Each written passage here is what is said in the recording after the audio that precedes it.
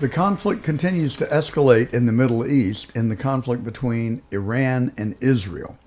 Now, Israel is just a few miles from Iran, and the danger is that Iran wants to get nuclear weapons. They've also publicly stated they want to annihilate and wipe Israel off the face of the earth. That they're easy distance, striking distance from a possible Iranian nuclear weapon. So President Trump has drawn a line in the sand. He has said there will be no nuclear weapon developed in Iran. And now we have Iran and Israel firing missiles at one another. First, it was Israel firing missiles at Iran's nuclear enrichment facilities and military bases. Iran answered by firing into populated Israel neighborhoods. I'm John Gordon. This is The Truth. Thanks for joining us today. We're going to get into it with our guest today, Rachel Ehrenfeld. She is from Israel, and she heads up the American Center for Democracy and Economic Warfare Institute in New York. We will also be joined by an author, Kenneth Abramowitz. I practiced that before coming on the air. I had it down pretty good. Ken Abramowitz. He has also been a student of the Middle East and says that Israel is the U.S.'s main ally, perhaps only ally in the entire world, and that the United States has to come to its rescue. Well, the problem with that is that Vladimir Putin and Chairman Xi had a phone call earlier this week, and they discussed the Iran-Israel war that is waging. And Putin then, after that phone call, went on worldwide television and said to the United States, don't even think about getting involved in the attack on Iran. Pretty harsh, direct words. He also said that he would offer to mediate the dispute between Iran and Israel, to which President Trump said, why don't you mediate Russia and the Ukraine? I'll worry about Israel and Iran. So the war of words is heating up. The war of missiles is heating up. Does it have the potential to morph into World War III? Absolutely it does. I think it is one of the biggest crises that our nation has faced since the Vietnam War and the Cuban Missile Crisis. And the danger is that this will commit to that. They will commit to that. They will commit to it. They just won't do it. They won't honor their word, that is. And they will continue to enrich uranium, say it's for their electrical power grid, and deny inspectors an opportunity to come inside to observe. So that's the issue, and that's where it stands. Meanwhile, the missiles continue to be fired, and I hope for peace. Immigration continues to divide our country. The overwhelming majority of the people in America want the illegal immigrants deported to their country of origin. Yet the crazed left liberal leadership, along with The View, do not want people deported out of the United States. Well, Brad Lander, who is a candidate for mayor of New York, went to a ICE facility and grabbed an immigrant and tried to shield him from ICE officers. Brad Lander was promptly put in handcuffs and arrested for interfering with a government official. He was subsequently released, but it mainly was just a political stunt because he's getting nowhere in the polls. He has zero chance of being elected mayor. So this was a last gasp effort, in my view, for him to get some cheap publicity that accomplished nothing except making him look like a lunatic, which is really kind of what my sense tells me that he is. So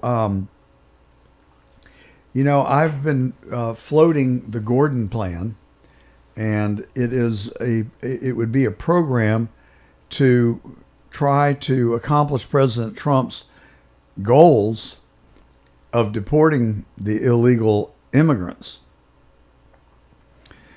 But at this point, I think you would have to say that the success rate is very low. Several thousand immigrants have self-deported.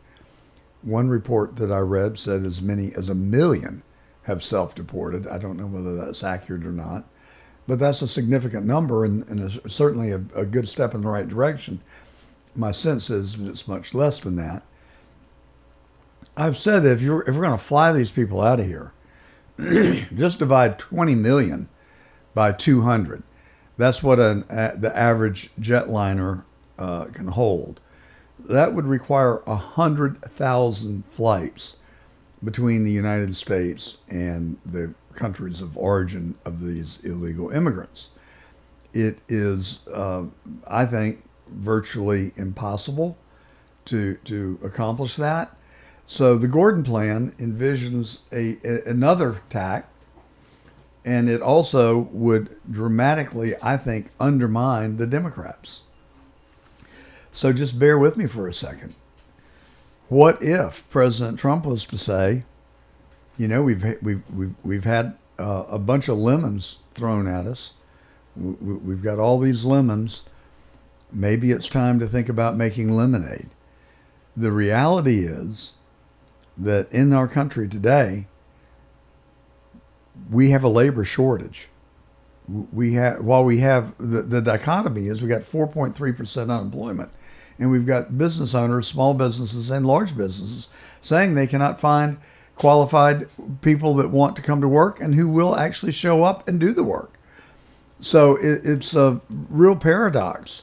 So a strong argument can be made that we need a certain number of illegal immigrants to work in construction, restaurants, hotels, other industries where you perform mundane, menial, and in some cases dangerous jobs. Immigrants seem willing to do those jobs, while American workers do not. So I think there is a legitimate place, especially think about in agriculture, where you have right now immigrants in Georgia picking peaches, and you'll have immigrants picking strawberries in the fall. And harvesting is a big deal in our country. It is how we get food to the table. Somebody's got to do the harvesting. In recent years, those people have been immigrants. So I'm suggesting that we create a program inside America, much like we did when we vaccinated millions of people. We could go to fairgrounds that are not being used, erect tents, and encourage everyone who is in our country illegally, and we would spread those out over the country. You could have 2 per state, so maybe there'd be 200 more in larger states, fewer in smaller states. But if you're an illegal immigrant, you would go to that registration point, prove your identity, fill out some forms, prove that you have not committed crimes in the United States, demonstrate that you are gainfully employed, show that you have a place to live. And then we have a temporary work permit program that if the individual meets the criteria that they're working, they have a place to live, they have not engaged in crime, and we have vetted them in their country of origin, that we also can learn from their country of origin that they were not convicted of a crime or suspected of a high crime. I mean, I think if someone is here because they've avoided a trial for an accusation of murder, rape, or robbery, that we deport them automatically. There should be we owe them no due process. They need to go home to get justice. So we automatically send those people back. But if that is not the case, If someone has not committed a crime in their country of origin and have been here for some period of time, so maybe peg it at 3 years, 4 years, 5 years, and have lived lawfully, and they've got some extra ties to the U.S. Maybe they've married here. Maybe they have children here. Maybe there could be a point system where those things add points onto the decision whether to issue the temporary work permit. But however we choreograph it, however it's written up, that we allow people who meet those criteria to remain here for some period of time. Maybe it's 2 years, maybe it's 3, maybe it's 5, but we accomplish the objectives of, number one, very easily identifying the hardened criminals, and we just round them up and send them back. Bingo, done. And I don't know how many people that is. Maybe 10,000, maybe 20,000. I'm not sure. But then we would have those people out of the country. That would leave the larger set of people who are here illegally but contributing to our workforce and are being contributing members of our society. We issue them a tax ID number. So now they're going to start paying taxes, which they possibly have not done while they've been here. We cloak them with some amount of legitimacy. We create a system by which they can stay here and work, but we identify them, we know where they are, and we start collecting taxes for their work. And we allow them to continue to contribute valuable, needed labor in our labor market. What do you think? I'd love to hear from you. Write me at johngordontruth@gmail.com, or you can go on Getter right now, where we've got several thousand people interacting with us. We're on the John Fredericks live feed. You can also register and subscribe to the John Gordon Truth live feed on Getter and Rumble, X, YouTube, Facebook. That's what I'd really like you to do, if you would. It won't take you but a second. It's all free. So just come and subscribe to our channel. We'd be most grateful to you. The Federal Reserve has dug its heels in, and they are not lowering interest rates once again. The June meeting that was held earlier this week resulted in a stand firm policy by the Fed. They did open the door to future rate decreases this year. The conventional wisdom is that we'll get 2 1/4 rate decreases, possibly one in September, possibly another in December. And over the next 2 to 3 years, we should see rates continue to trend downward. That's a big part of President Trump's remaking of the American economy. That he needs desperately the Fed to play ball with him to get rates lower, so that people that are coming to the United States to invest, and people who are in the United States who want to invest, can do so at affordable interest rates. That's the issue. And so we've got $10 trillion of investment that's been promised to be waged in the United States over the next 3 to 4 years. A lot of that money is going to have to be borrowed. They're going to look to American banks for it, and they need to be able to borrow at affordable rates. Plus, the average American has been severely burdened over the last 4 years with inflation. We're still feeling the effects. Prices are sticky. They're not going to come down anytime soon.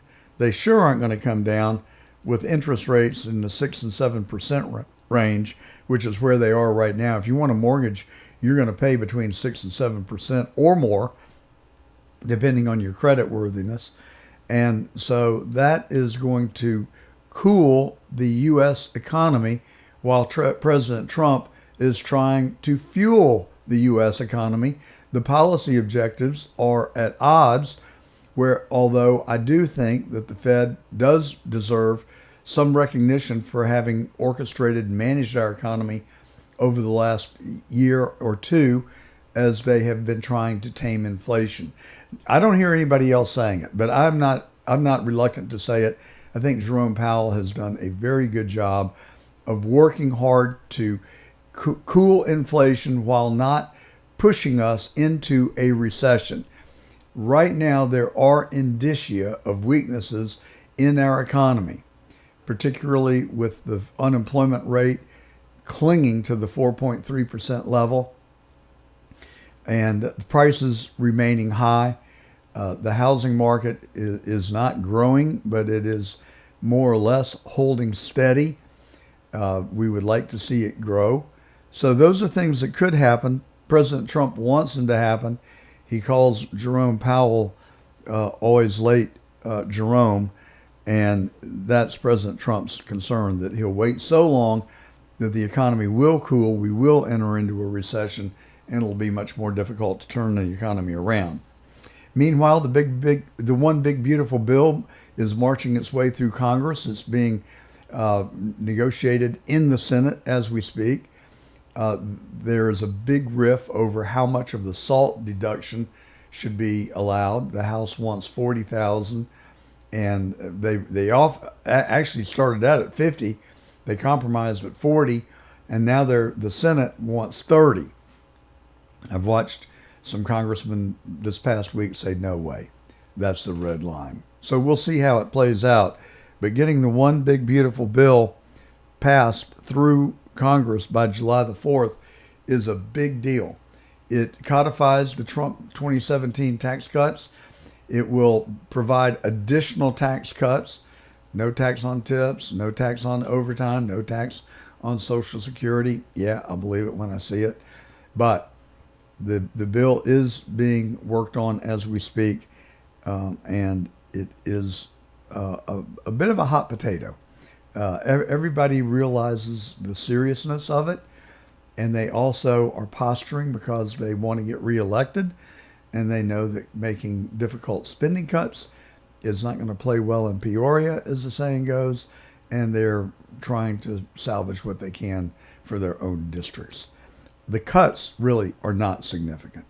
The cuts, for the most part, are fraud, waste, and abuse. That's where the emphasis has been, and we'll just have to see how it plays out. I predict that it will get passed by the slimmest of margins, that President Trump will get his big, beautiful bill, and I sincerely hope that he gets it across the line.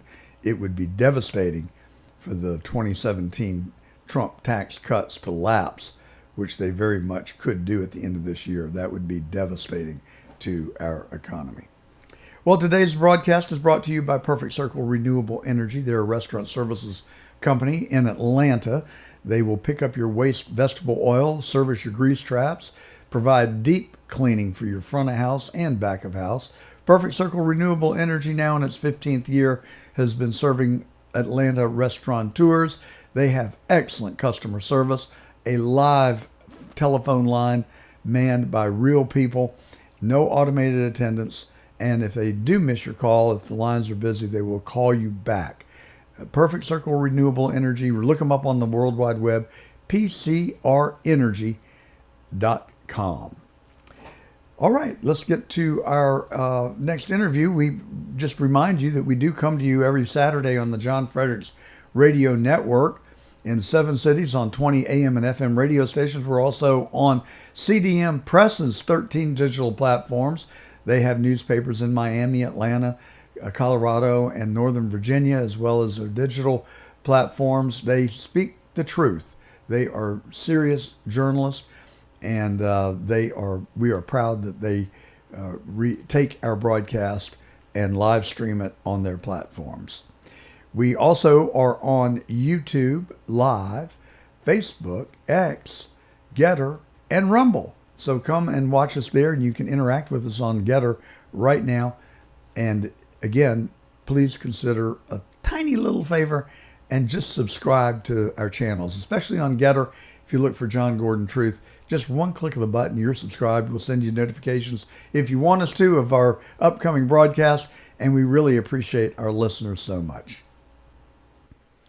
If you're like I am and you study world events as well as domestic events, which I do every day of my life, probably to an unhealthy extent, at least that's what my youngest son tells me, you can very quickly develop the impression that we are literally at war, both internationally, but we also have a lot of threats from inside our country. Kenneth Abramowitz has written a compelling book called The Multifront War, and that title really resonates with me, and it's my pleasure and honor to welcome Kenneth to The Truth. Thank you for joining us today. A pleasure to be with you. So is my sense right? I mean, has it always been that we are under this much pressure, both existentially and internally, externally and internally, or has the internet made us hyper aware of what's going on around the world and within our country? Well, it's all of the above. We're in a state of war. I call it World War III. But human beings are always in a state of war. Human beings, just like animals, animals are always in a state of war, and human beings are always in a state of war. So you could call World War III World War I if you want to. We always have to be ready for war. We have to assume that our enemies are going to attack any day, and we have to be prepared. We do not need another Pearl Harbor, another 9/11. And in Israel, they had October 7th. And democracies have to learn every day is war. There's no such thing as peace, and not as long as the world is full of bad guys. Well, I want to get to China, but while you alluded to the World Trade Center disaster and 9/11, have you studied Building 7, or do you know what I'm referencing? I recollect some story about it. Why don't you remind me? Well, so the World Trade Center, both towers collapsed, as you well know. I think it was about 8:30 in the morning that the first tower was hit. And by 10:30, both towers were on the ground. It was one of the saddest days in American history, at least certainly in the modern era. But then, mysteriously, later that day at about 6 p.m., Building 7, which was a very attractive building in the World Trade Center campus, if you will, collapsed. And the narrative, the story we were told, is that the structure was weakened because of debris that fell from the World Trade Center. But they didn't calculate the fact that that building had cameras focused on it. And so many engineers, architects, people that know about steel structures have concluded that that was an impossibility, that the foundation could not have been weakened by the two towers collapsing, which were, I don't know how far, what distance they were, but they were a long ways away from each other. Certainly walking distance, but I don't know if one of the towers had collapsed and fell on Building 7, that it could have hit it. Regardless, this building imploded at about 6 p.m. on September the 11th, and it appears more like a controlled demolition. I mean, we've seen it on television 100 times where they'll take down some massive building and it implodes into its own footprint, and that's what Building 7 did. And to me, it raises all kinds of questions about 9/11 and what really took place there. Do you have any insight for us on it? No, I did not study that issue, so I only can guess. You can't just bring a building down after 5 minutes of planting bombs. So it had to have been planned well before that to come down. So I just don't know whether the bad guys had infiltrated the building and planted the bombs. I just can't help you on it. The one thing I can say about 9/11 is the reason I spent the last 25 years teaching myself national security, analyzing national security, is because of 9/11. When 9/11 took place, we all had different responses. And I am a professional business analyst on Wall Street in the healthcare field. And I said to myself, I have to figure out what happened here. And I allocated 1 day a week, and now 3 days a week, to studying who did 9/11, why'd they do it, why didn't we stop them, and what are the bad guys who did it, what are they doing now? So that launched my second career of a public service, of understanding evil, because I realized one of the big problems we people, we are good, is that good people cannot understand evil people and why they want to kill. And but I didn't study that issue directly, so I wish I could comment on it, but Well, I that's really okay. can't. And in all fairness, I haven't studied it that carefully either. But there is a former member of Mm. Congress from Pennsylvania. He's a firefighter, and he obtained a significant amount of seniority in the United States Congress. Did I just say Pennsylvania? He may have been from New Jersey. Anthony, can you pull up his name? Wenzel, I think. Something like that. That's not it, but it's not far off. But he has done hour-long podcast with Joe Rogan, Tucker Carlson. I wish I could get him on the truth. I'm working my way up the food chain here. But he has revealed some alarming information about 9/11 and all of the uh, details that no one knows. We haven't heard it. And his belief is, his stated belief, and he too has written a book, that the deep state removed him from Congress because he was telling the truth. And he was revealing these very difficult to absorb or to hear revelations about 9/11. I've been reticent to learn much about it because, like you just so well articulated, I don't want to learn how evil people think. And so when I see evil, my natural instinct is to run the other direction because I don't even want it to invade my psyche. You know what I'm saying? It's kind of a Right, foreign concept, but right. that's how I felt about 9/11. How could anybody be so sinister and so evil as to bring down these buildings? Yeah, Kurt Weldon is the guy that I'm referencing, and let's see, where is he from?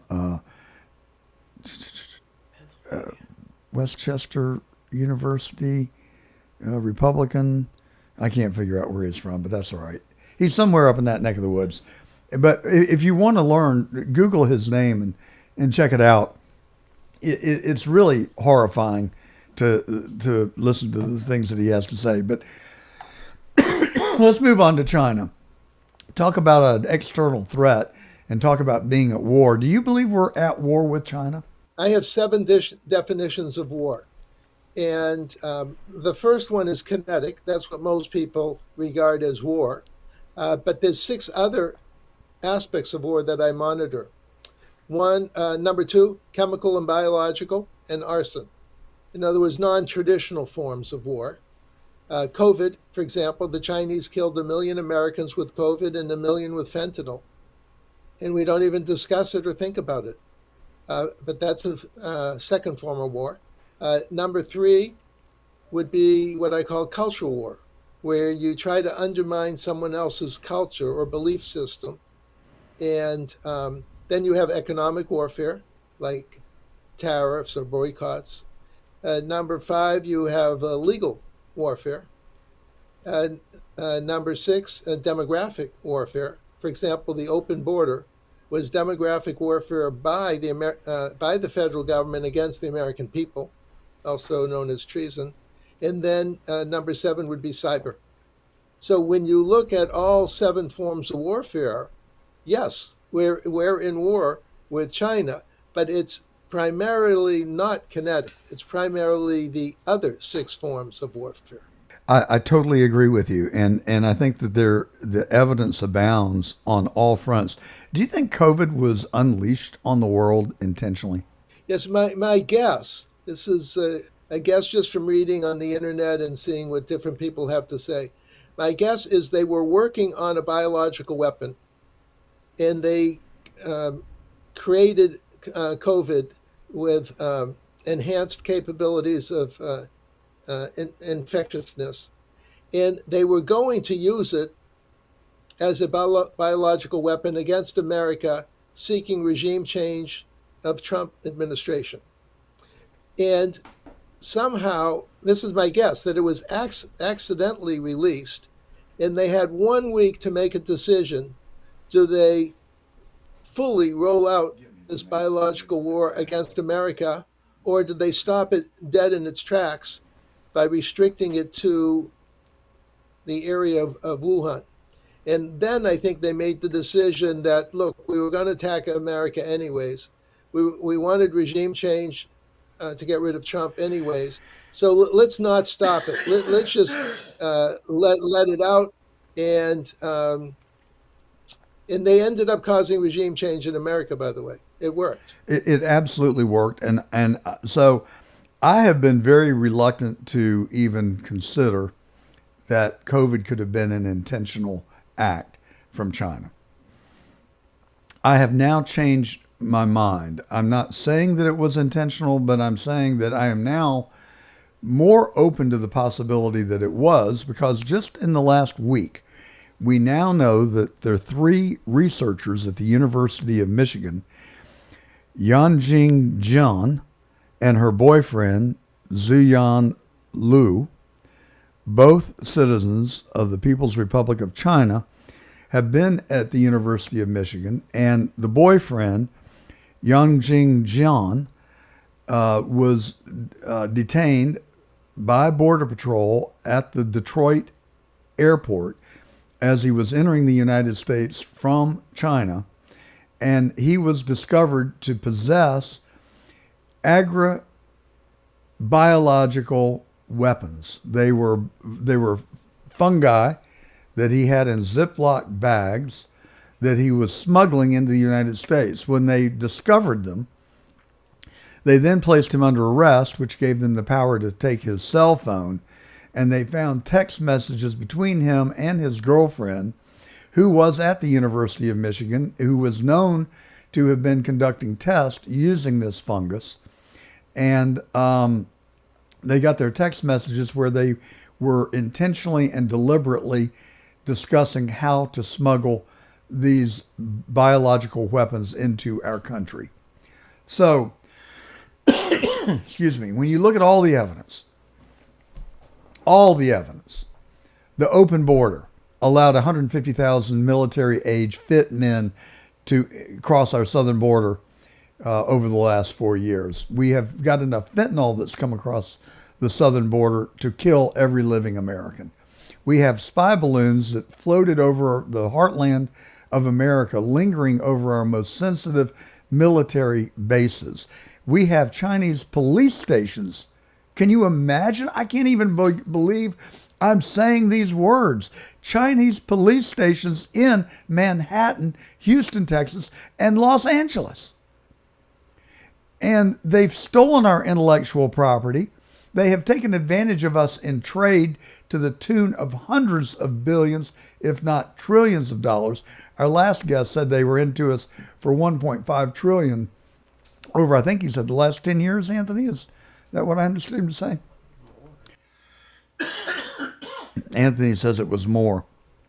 But you look at all of the evidence and the fact that China and our nation's leaders, like Pelosi, through her husband who does business with China, he's an investment banker, a venture capitalist. Dianne Feinstein, the late Dianne Feinstein, senator from California's husband, does like 80 or 90% of his business with companies that are linked to the CCP. And then American iconic industry, Delta, Coca-Cola, JP Morgan, go down the list, our pharmaceuticals.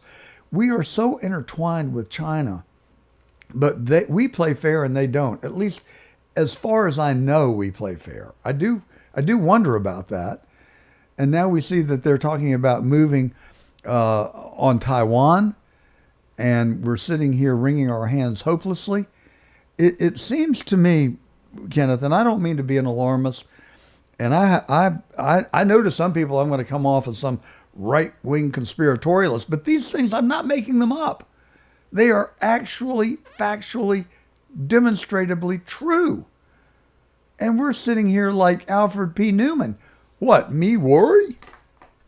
Well, you see, we are in a pre-Pearl Harbor mentality.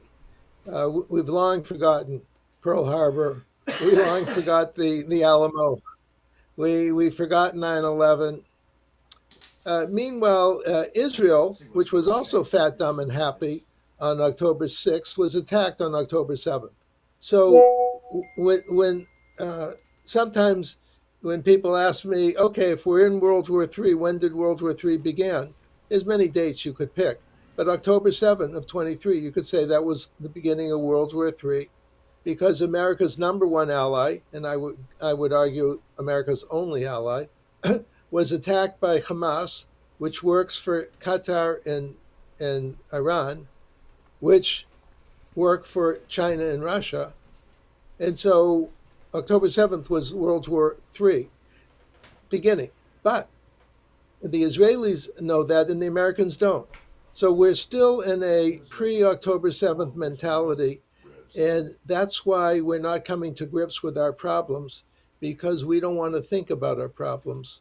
There's an expression, people want to believe what they want to believe. And as political leaders, we don't want people to think we're in a war when they think they're at peacetime. Well, I'm sure you're familiar with Gordon Chang, and he has written. He is an academician, and he's Asian, I think, from a Chinese descent, and he's written the Great U.S.-China Tech War, but he's also written Plan Red, and I would commend that to our listeners.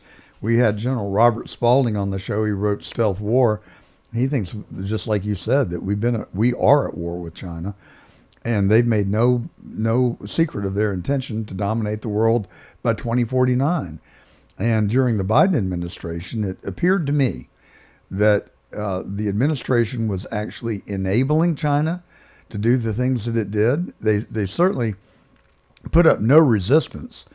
And I would like to see who got paid or what got paid. We know Hunter Biden took $3.5 million from a company in China with links to the CCP. I think you can say every company in China has links to the CCP because they actually own the industry and businesses in China. You can't have a business without the CCP as a partner, I don't believe. And so, how do we push back? How does the balance of power get rationalized? Well, remember, there's 7 forms of warfare. So one of the key arguments in my book, The Multifront War, was that if we did a good job on the 6 forms of warfare that were not kinetic, then we wouldn't have to go to kinetic. In other words, when you go to kinetic war and you start dropping bombs on somebody, what it means is you failed at 6 other forms of warfare, which also can take down a regime without bombs. For example, in 1982 and 84, President Reagan issued, at that time secret, they're not secret anymore, directives to the security agencies of America to cause regime change in the Soviet Union. 7 years later, there was regime change in the Soviet Union. So there was a game plan, there was a directive from the president, there was a game plan created by the security agencies, and at that time, the security agents weren't infiltrated by the bad guys like they are today. And they caused the demise of the Soviet Union without blowing them up. So that's a model to me of how to initiate regime change, not the Iraq model, where you send 200 and something thousand soldiers and there's bombs all over the place and people die. I'm not talking about that regime change. I'm talking about a non-kinetic regime change, which costs much, much less money and much less blood. And we have to reinitiate the Reagan policy of regime change through non-kinetic methods. That isn't. For example, in the Cold War, we had a Radio-Free Europe. Well, we didn't blow things up. We just sent information to the people who were trapped by the communist criminal organizations.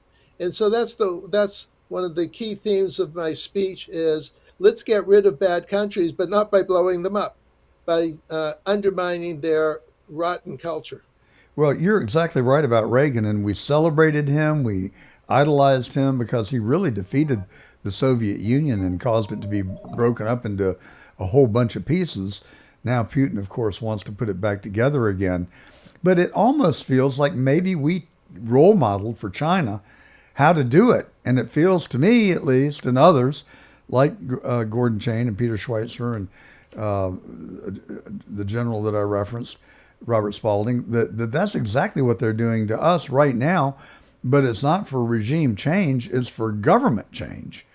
I think they want to destroy us as the nation as we know it and come in and fly the CCP flag over the Washington Capitol. That's what scares me to death. I agree with you 100%. I think the bad guys are working on either regime change or government change, however you want to characterize it, through non-kinetic methods. The same strategy I want to employ, I learned it from them, by the way. I learned it from Reagan when he employed it, and I also learned it from the bad guys. When I see the bad guys undermining our country, I say, well, we can do that to them. It doesn't cost $1 gazillion. Yeah. You don't need bombers and soldiers. Let's undermine their society while they're undermining our society. Well, unless there are things that happen that I don't know about, and there probably are, but I don't think that we play the way the Chinese do. I mean, the one problem with our undermining their government is that nobody enters China or leaves China without the knowledge, consent of the CCP. And if we were to go and start meddling inside of China, I don't think there would be a trial. I think the person would just disappear in the middle of the night, never to be seen or heard of again. Sure, but with the internet, social media, television, radio, we can, like Radio Free Europe, we don't have to send an agent into China to talk to Chinese people. We can do that from afar. Of course, China blocks, by the way, the Chinese, internet traffic they don't like. Yeah, but there's things we can do in spite of that. And now one of the greatest guides to my book, The Multifront War, was a Chinese book that Gordon Chang told me to read, by the way, called Unrestricted Warfare. And this was in, I think, 1998, 99. Two colonels, I'm sure they're generals by now, two colonels at that time wrote a book called Unrestricted Warfare and basically created a cookbook of how to undermine someone's society without blowing them up. And when I read that, I said, I can write a book on this. And I created the book, The Multifront War. And I said, we can fight unrestricted warfare too. And we don't have to blow things up. We can have to destroy their societies faster than they destroy our societies. And that's how I came to the conclusion to write my book, which I was going to title How to Save Western Civilization. And my editor and my printer said, no, let's change it to The Multifront War. And that's how, and I wrote it 5 years ago, and I just updated it this week. Well, my fourth edition just came out on Amazon and Barnes & Noble on the Multifront War. Well, I can't wait to get a copy of it, and I will read it. I commit to you that. Now, I heard you say that. Just read the last chapter. Okay, I can. That I can handle. New. Now, I heard you make reference to America's only true ally, you would argue, and I assume you're talking about Israel. And so, because America and Israel, go ahead, share a common heritage, known as Judeo-Christian society. Philosophy, rule of law, based on the Old and New Testament mixed together, which then created the Constitution and Bill of Rights. So I call America and Israel Siamese twins. And if something bad happens to one of the twin, it's bad for the other twin. And to me, Israel's America's only ally. And I think America is Israel's only ally. So it's a special club. And if Judaism and Christianity are to be saved, it's because Israel will save Judaism and America will save Christianity. These are two special countries, both formed under God to basically maintain the rule of law for the world. And the bad guys are fighting back, and we have to fight back against the bad guys. So what did you think of Trump's trip to the Middle East? It was hailed a roaring success by virtually everyone. But I also heard what you said about Qatar and their links to Hamas, which is a very big concern of mine. That's a pretty significant little footnote, don't So you let me think? give grades. Sometimes I pretend I'm a professor, so I'm going to give grades. So Saudi Arabia, A. The Emirates, A. Qatar, D. And he didn't visit Israel, so I'll call that an incomplete. So overall, it was successful. He did what he wanted to do. He wants to attract more and more business to America, which is great. And he went to some of the richest countries in the world, which is great. But when you're dealing with a frenemy like Qatar, which is a half friend, half enemy, you have to add conditions. In other words, I love you, love you, love you, but I want you to do the following seven things. And he didn't add publicly, he didn't add the seven things that Qatar should have done to reform itself. And so that was a missed opportunity. Well, and so I was conflicted about the Qatar visit myself. I'm not an expert on the Middle East by any means, and I don't even know that I know how to properly pronounce Qatar, but I keep practicing it. But, at the end of the trip, I thought about it and I kind of internalized this notion that if you look at the way Biden conducted foreign policy, you could make a pretty compelling argument that he pushed Russia and China into a relationship with each other because of the way that he repelled Russia. Trump, on the other hand, by opening his arms to Qatar and improving the economic relationships between the two countries, may actually be doing just the opposite. And sort of in the vein of keep your friends close and your enemies closer, it seemed like they had some serious chemistry going on and that it did help to improve the relations. And with the economic influence, the economic sharing influence, particularly in the high tech area. I mean, every high tech genius in America was on that trip with him, collaborating with their counterparts in the Middle East, doing deals left and right. It did seem that it had the potential to improve relationships in general, and maybe that's the way to drive Hamas out of the picture. Well, President Trump wants to, as I said, wants to draw that money into America, which is wonderful. It wants it not to go into China, Russia, and Iran, our three key enemies right now.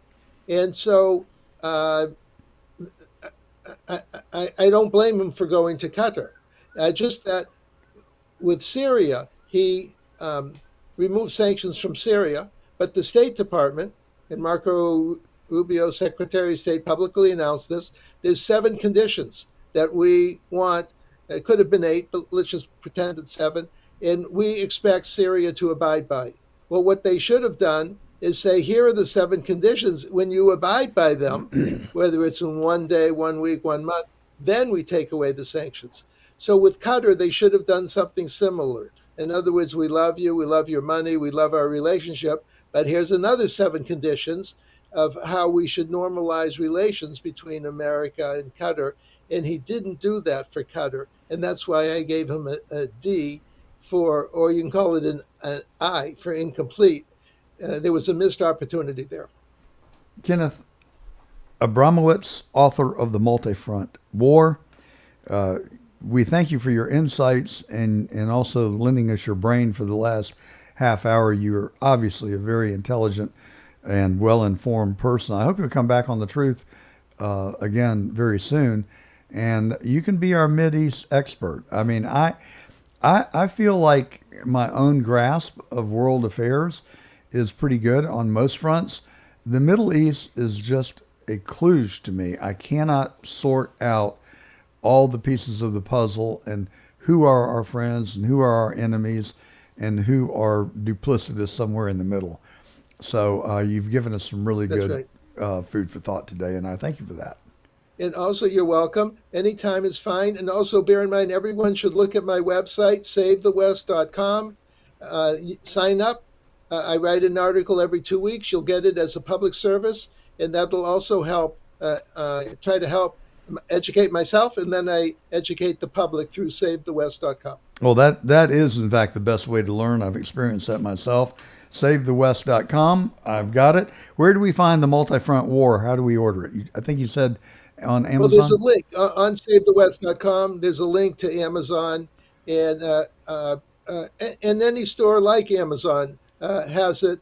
It just came out this week, and what I did is I added 35-page chapter, the final chapter, to add to the book, which stayed the same. So it gives you a chance. If you don't have much time, just read the last chapter. If you have time, of course, you're welcome to read the third, second, and first edition of the book too. Thank you, Kenneth Abramowitz. We look forward to talking to you again in the very near future. Have a great rest of your weekend. Things are literally exploding in the Middle East. Here to help us sort it all out is an author of the Soros Agenda. She is also the founder of and president of the New York-based American Center for Democracy and the Economic Warfare Institute. Dr. Rachel Ehrenfeld, welcome to The Truth. Business should be pretty good for you these days, I'm thinking. I wish it was quieter. Otherwise, for you and me both. So the reason that Israel attacked Iran is because they were just days or weeks away from developing a nuclear weapon. Is there a story behind the story? Is there more to the story than just the nuclear threat, or is there more? I suspect there possibly might be. There is the nuclear threat and the ballistic missiles. And the combination of what Iran has had, actually, they have less of it, but the nuclear facilities are still needs to be taken down. But having ballistic missiles where you can actually weaponize the head and put some nuclear stuff on it and send it to Israel, they have been sending hundreds of missiles to Israel. So that's a real danger, and it has reached a point where there was really a point of no return. If Israel would have not acted now, then we probably could have had, or Iran could have had actually, an armed ballistic missile with the nuclear bomb. So this is why it is so important. And it's not only threatening Israel, it is threatening the whole Middle East. And with ballistic missiles, they can put, Israel had bombed several trucks with ballistic missiles on them. They were transporting from one place to the other. And those ballistic missiles can be put on a ship, and a ship can come not very far from the United States and then shoot on the United States as well. So how does this get resolved? Is this a war that is going to settle in and last for years, or is it going to resolve itself quickly? And if so, how? If and I hope that President Trump will decide to really help finish this war tomorrow. If he uses the bunker busters bombs that only the United States has, and they can actually penetrate Fordow and Isfahan, the major sites where Iran has actually a lot of the nuclear weapons industry. The Israelis have taken out other sites and are taking out more as we speak, which are easier to reach. Israel doesn't have the B-2 or B-52, and it doesn't have the 30,000-pound bombs that can actually finish this war very quickly. So what do our allies do, and what do our adversaries do? Is it possible that this could take on a greater significance in the balance of world power? Our allies and everybody in the Middle East besides Iran, which has been the main instigator of terrorist attacks, of creating proxies that attacks all, Arab states. The Shiite Muslims are opposing the Sunnis. So the aspiration of the Ayatollah is to conquer the world, first the Middle East, destroy Israel, destroy America, and conquer the world. so that the 12 imams will show up, and that will be, I don't know, Armageddon, and the Shiites will run the world.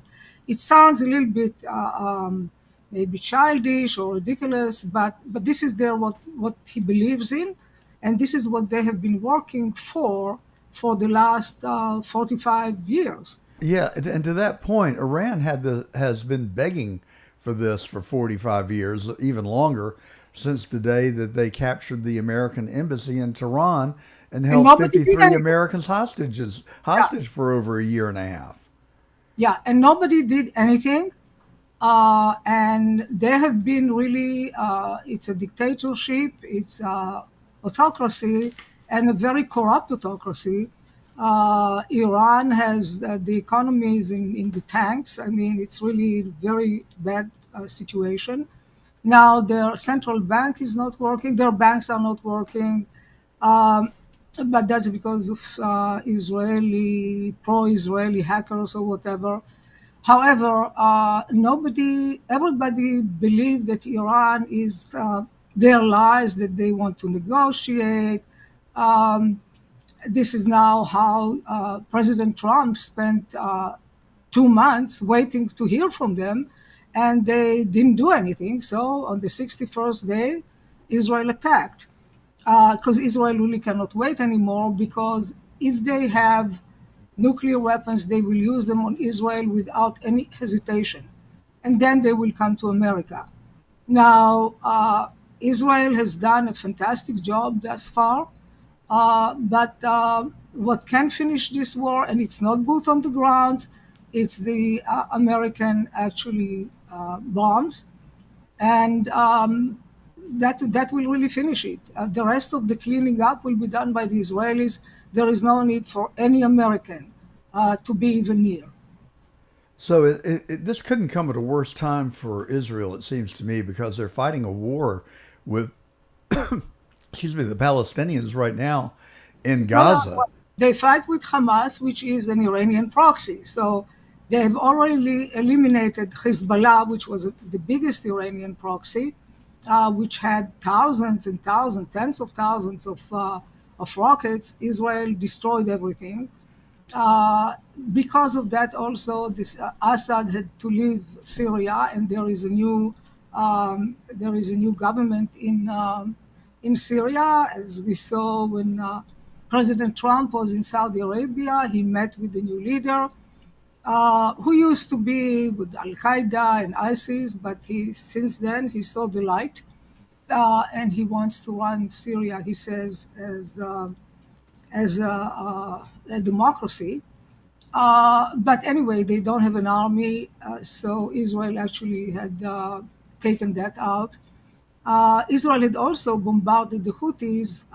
The United States bombed the Houthis, but not enough in Yemen, because they made an agreement with them that if the Houthis don't fire on American ships, they will not bomb them. Anyway, Israel went in and bombarded the Houthis, destroyed the harbors there and other missile installations, etc. They are not finished, but they are much weakened. So it's really Israel is continuing to fight with Hamas because Iran has been funding Hamas, has been arming them as well, and Gaza is a very special case because it's really they have built the whole territory had built tunnels all over instead of building homes and building businesses and getting really a normal life, giving normal life to the people there. They live there in order also, like Iran, their goal is to kill as many Jews as possible, destroy Israel, and after that to continue with Iran and kill other Muslims that don't adhere to their version of Islam. So Israel is still fighting there. It is cleaning it up. It has taken enormous steps to actually protect the civilian citizens of the civilian population of Gaza, though they actually supported Hamas attack on Israel on October 7, 2023. Israel, in the same way that in Gaza, Israel had actually um, announced and sent warnings to the Iranian population in Tehran and elsewhere to leave areas where they were going to bomb in advance so that they will not be hurt. Yes. So, who heard about uh, an army that is going to attack the enemy and advising the citizens to leave because they may be hurt? That's completely unusual. So is living in peace even an option to be considered? Is it just a fantasy that there will never be peace in the Middle East? These wars have been waging for as long as I've been alive, and much longer than that, Yeah. actually. Well, And yeah. they're waged in the name of religion. What kind of a Well, religion is that conducts terrorist activities and seems to be yearning for an it's all-out radical. war? It's radical Islam that is calling for control of the whole world, of turning the whole world to Islamic. Those who will not cave in and convert will be killed. The Jews and the Christians, so America is the big Satan, Israel is the small Satan, they have to be eliminated, and the rest will be subjected to Islamic rule. So they will be second class citizens at best, they will be enslaved, and that's the vision of this radical Islam. And apparently, the West did not take them very seriously, Yes. and we are actually seeing the results Yes. of that nonchalant, really, attitude now. Laissez-faire. So what about the Russians and China? How do they figure into this? They're not going to want to be dominated or controlled by radical Muslims any more than the United States are. No, and they have been actually taking steps in their countries against Muslims, against radical Islam. So the Russians have really killed thousands of people in Chechnya, if you recall, at the time, and the Chinese are going after their Islamic population. However, they wait and see what will happen now. Uh, Everybody, well, they issued condemnations, but they are not doing anything. They are sitting and watching. And this will actually, the US finishing this war quickly by using their buster penetrating bombs, the bunker penetrating bombs, they will actually show with their resolution, that will be a very good message to both China and Iran that the US means business. And that will strengthen and elevate the US stature in the world. Well, let's switch gears for a minute. You know, we've got a lot of problems on our own right now in this country. We can start with the fact that we've got 20 million illegal immigrants in the United States. President Trump has declared all-out war on immigrants that are here illegally. Is it Yeah. possible to win that war? It seems to me to be a objective of gargantuan proportion. I mean, when you think about, you know, we're going to fly these people back to their home country, and the largest jetliners in the world may hold 200, 220 people. Divide 20 million by that. I don't think we have enough airplanes and enough time to deport Well, all 20 million. What's the end game here? well, we could also send them back in container ships. There are many ways to do that. And other countries have airplanes, and they can be actually sent back. But it's very important because now there has been a rise in crime, although the Biden administration was not reporting on it, uh, because illegal migrants came in. They came in. They were criminals when they crossed the border. Many of them came with criminal background to this country. They were sent here, And they came here from really all over the world. And they have been engaged in criminal activities, gangs, looting, etc. And the blue cities, the Democrat-run cities and states have been protecting them, giving them asylum, fighting with the Trump administration. Somebody who crossed the border illegally, who entered here against the law, then the Democrats are claiming they should have due process. No, they they are not American citizens. They should be sent out. So that's my opinion. I think that others are supporting it.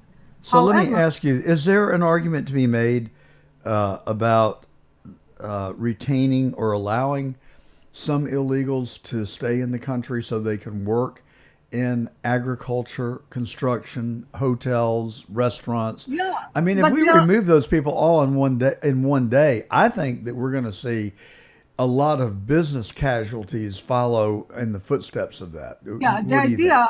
the idea is to keep the people who really okay. So they came here illegally. They came here. They overstayed their visa, whatever, but they are working. They are paying taxes, and they are not committing any crime. Well, I'm Yeah, not sure about there paying has been taxes. That's the some one of them fly do. in the ointment there. I think that they Well, probably are not paying taxes. some of them do. However, the United States had many arrangements with countries to give work visas, to people who come here for some period of time to work here. That can continue and maybe increase. And Trump already declared that hotel workers, farm workers, etc., people who used to work in different industries in this country can stay here as long as they are not criminals. So there is a lot of work to be done. Well, he's kind And of flip flopped on that, hasn't he? He originally said round them up, then he said we're going to put a pause on it, and then my most recent information was that he's lifted the pause. So I'm not sure what the policy of the day is well, the on policy these of the people. day is that we want to get rid, first and foremost, of the criminal elements, and there are quite a few of them. 100%. I mean, to me, So, there is no defense for that. Yet we see a candidate for mayor in New York trying to interfere with ICE tell taking me about an it. illegal into custody. And then they lie and they say, "Oh no, we are cooperating with the police." No, they also have this movement of defund the police. New York is really terrible, but I mean, you the got a whole movement. quite a lineup there between Kathy Hochul, Letitia James, Mayor Adams, and AOC. I mean, Yeah, don't you feel like you're kind of on an island by we are. yeah. Well, Well, sort of you an literally island. are on an island, but I meant Yeah, metaphorically in a yeah. political sense. It is, yeah, we often feel people who think like me are certainly feeling like that, but there are more and more people who feel like me because we have to live here and it's difficult when you go out to the street and you are being mugged, you are being slashed with knives. It's not drug dealings everywhere. That's not a very pleasant place to get out to the street too. But this whole thing actually started with after Bill Clinton passed his immigration reform in 1996. George Soros didn't really like that, and he decided that he will start protecting illegal migrants. And that was when he started to give millions of dollars to organizations that will help and to this day are helping and funded since then many more with many billions of dollars. Others joined him to protect illegal migrants, to encourage illegal migration to the United States. That evolved over the years, and we ended up with Biden allowing, and the Biden administration and the Democrats have been, Soros has been their major contributor. So I think we have to thank others joined, but he was the one who really started the movement to allow illegal migrants, because according to him, we don't need sovereignty. And the United States doesn't have to be a superpower. But sovereignty, he said, is an archaic notion. And so that's the mantra of the people who support the globalization, right? We're, So, and calling it and using different language. So they don't call them aliens, illegal aliens. They call them migrants. Well, no, they are not migrants. At worst, they are illegal migrants, right? But they are illegal aliens, and we should actually send them back. we're talking to Dr. Rachel Ehrenfeld. She is the founder of the New York-based Institute or Center for Democracy and the Economic Warfare Institute. She's also written a compelling book called The Soros Agenda, and that's what I'd like to spend some time on. Where does George Soros live? He lives in New York, in the New York area.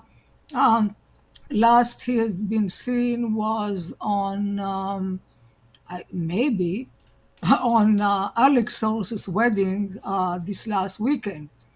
Where last weekend? I didn't hear. In the Hamptons. Alex Soros, Yes. who now runs the Open Society Foundations, who inherited it from his father, got married to Huma Abedin on the weekend. And so he released a photo on Instagram, actually on Father's Day, showing him together. George was not at the wedding. Apparently he doesn't look exactly in a very good shape. I Okay. see. Well, my point is, I'm not trying to dox George No. Soros or his son, but I'm trying to establish that they are subject to the jurisdiction of the laws of the United States and the state of New York. Why have we not gone and arrested them for treason? It seems like everything that is bad that happens in this country, like defund the police and the riots that we had in 2019, the riots the violence that was committed against Tesla, the violence that we've seen in Los Angeles and other parts of the country. Anti-Semitism, all the anti-Semitic demonstrations against Israel, pro-Hamas, Yes. all over the country, On Columbia in campus campuses. and Soros Harvard. has funded it from October 8th. Why have we Okay. not gone and locked them up and charged them with high crimes, including the possibility of treason? It seems to me, I'm kind of at the point where enough is enough, and they have gotten a free pass for way too long, in my opinion. I'm 100% in favor of free speech. If someone wants to go to Columbus Circle right now and stand out there and rave like a lunatic and talk about defending Palestine, Quite a few Hamas, people do that every day. yeah, defund the police, just do it. But you cannot transcend and commit violence. And you cannot be intentionally trying to destabilize a country, which seems to me to be their objective. Why Well, do we permit it? I don't get it.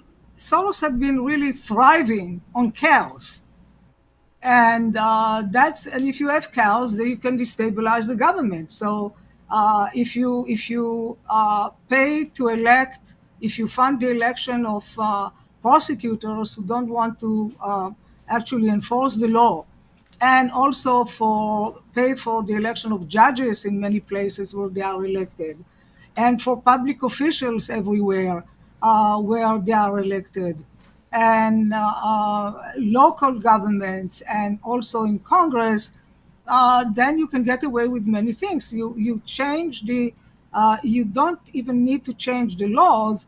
You actually change it because nobody is enforcing the law. Yes, So, exactly. And they've so done this that is- too. They funded liberal leftist DAs that have just refused to enforce the criminal laws, like in San Francisco, where they have a stated policy that you can shoplift as long as it does not exceed $1,000. I mean, it is just incomprehensible to me that you and I are even sitting here discussing this, let alone that these people have allowed and encouraged it to happen. I mean, what in God's name is going on? they have been funding, so they themselves didn't commit any violence, right? They only fund groups because they want, and everything is in the name of justice.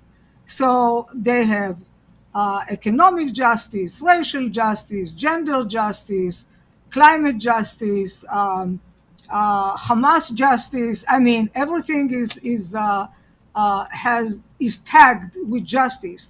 They're using really Orwellian language Yes. to disguise what they are doing, and so everything that they blame everybody else who tries to live according to law and order and the Constitution as doing as being Nazis, as being fascist, you name it, while they are actually using tactics and strategies that both the Nazis and the communists have been using, and the same propaganda. I want to go back to and end Middle on the East. topic of immigration, if we could. Yeah. I have been developing what I refer to as the Gordon Plan, and I have this notion that, saying, all right, go home to Mexico, Guatemala, Venezuela, pick your country, and apply for entry into the United States, and we'll Yeah. consider you for a green card. Yeah. You and I both know that that's a 2-year process at best. Well, Meanwhile, I came here. As you can hear from my accent, I was not born here. that's not a New Uh, York, that's not a Brooklyn accent that you have. no, it's not a Brooklyn accent. It's an Israeli accent, actually. Yes. And I came here. I was invited actually by the U.S. government, but I came in. I'm a naturalized citizen. Very proud. I chose to become an American.